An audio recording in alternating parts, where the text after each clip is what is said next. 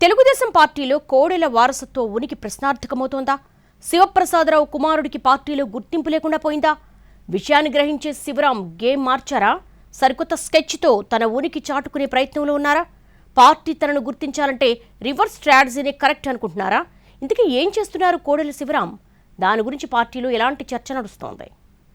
AP పాలిటిక్స్లో ప్రత్యేకించి తెలుగుదేశం పార్టీలో కోడెల శివప్రసాదరావుకు ఉన్న ప్రాధాన్యత గురించి ప్రత్యేకంగా చెప్పాల్సిన అవసరం లేదు. ఆయన చనిపోయాక కొడుకు శివరాంకి కూడా మంచి ప్రాధాన్యత దక్కుతుందని చాలా మంది భావించారు.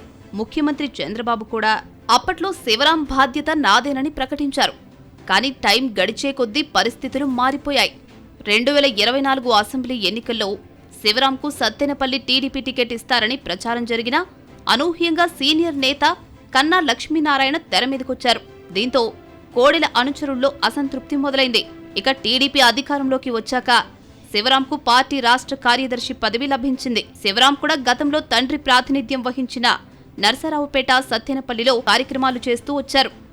ఎలాగైనా 2029లో పోటీ చేయాలన్న టార్గెట్తో పనిచేస్తున్న శివరాంకు తాజాగా ఇంకో షాక్ తగిలింది.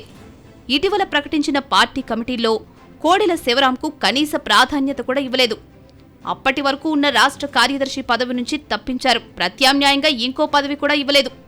దీంతో శివరాంకు ఇటు పార్టీలో అటు ప్రభుత్వంలో ఎలాంటి గుర్తింపు లేని పరిస్థితి. ఉమ్మడి గుంటూరు జిల్లాలో అనేక మంది నేతల్ని ఎమ్మెల్యేలుగా గెలిపించిన, రాజకీయంగా ఓతమిచ్చిన కోడెల శివప్రసాదరావు కొడుక్కే ఇప్పుడు పార్టీలో కనీస ప్రాధాన్యత లేకపోవడంపై ఆయన వర్గీయుల్లో నిరాశ పెరుగుతోందట. అదే సమయంలో సత్తెనపల్లి ఎమ్మెల్యేగా ఉన్న కన్నా లక్ష్మీనారాయణకు పార్టీలో మంచి ప్రాధాన్యత దక్కుతోంది. టీడీపీ జాతీయ ఉపాధ్యక్షుడిగా కన్నాను నియమించడం, కోడెల శివరాంకు ఉన్న పదవిని తొలగించడం పుండు మీద కారం చల్లినట్లుగా మారిందని అంటున్నారు. దీంతో ఇక లాభం లేదనుకుని పార్టీలో ఉనికి కోసం శివరాం రివర్స్ స్ట్రాటజీ అప్లై చేస్తున్నట్లు అంచనా వేస్తున్నాయి రాజకీయ వర్గాలు. ఇటీవల పల్నాడు జిల్లా కలెక్టర్ కృతికా శుక్లను కలిశారు శివరాం. రాష్ట్రంలో ప్రముఖ శైవ క్షేత్రమైన కోటప్పకొండకు వచ్చే భక్తులకు సౌకర్యాలను పెంచాలని విజ్ఞప్తి చేశారు.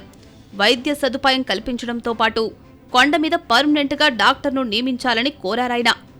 అంతవరకు బాగానే ఉన్నా ఆ తరువాతి వ్యవహారం గురించే ఇప్పుడు పల్నాడు జిల్లాలో చర్చ జరుగుతోంది.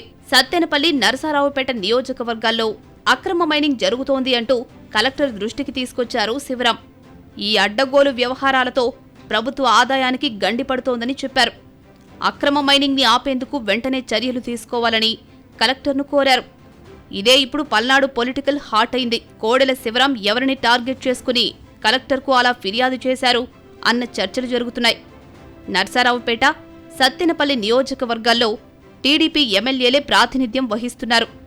దీంతో సొంత పార్టీ నేతల్ని టార్గెట్ చేసుకునే ఫిర్యాదు చేసి ఉంటారు అన్న అనుమానాలు పెరుగుతున్నాయి. సేమ్ టైం అటు నర్సారావుపేట, ఇటు సత్తెనపల్లిలో రాజకీయ ఉనికి కోసమే శివరాం ఇలా పార్టీకి ఇబ్బంది కలిగించేలా ఫిర్యాదులు చేశారు అన్న వాదన సైతం బలపడుతోంది. పార్టీ అధికారంలో ఉండి సొంత ఎమ్మెల్యేలే ప్రాతినిధ్యం వహిస్తున్న నియోజకవర్గాల్లో అరాచకాలు జరుగుతున్నాయి అంటూ అదే పార్టీకి చెందిన నాయకుడు ఏకంగా కలెక్టర్కు ఫిర్యాదు చేయడాన్ని ప్రత్యేకంగానే చూడాలంటున్నారు పొలిటికల్ పరిశీలకులు. అక్రమ మైనింగ్ జరుగుతోందా లేదా అన్న సంగతి కాసేపలా ఉంచితే, ఇన్నాళ్లు కామ్గా ఉండి పార్టీ పదవి కూడా పోయాక శివరాం ఇలా కంప్లైంట్ ఇస్తున్నారంటే అది ఖచ్చితంగా టీడీపీ అధిష్టానం మీద ఒత్తిడి తెచ్చే ప్రయత్నమేనన్నది కొందరి విశ్లేషణ. దీనికి హైకమాండ్ రియాక్షన్ ఎలా ఉంటుందోనని జిల్లా టీడీపీ వర్గాలు కూడా ఉత్కంఠగా చూస్తున్నాయి.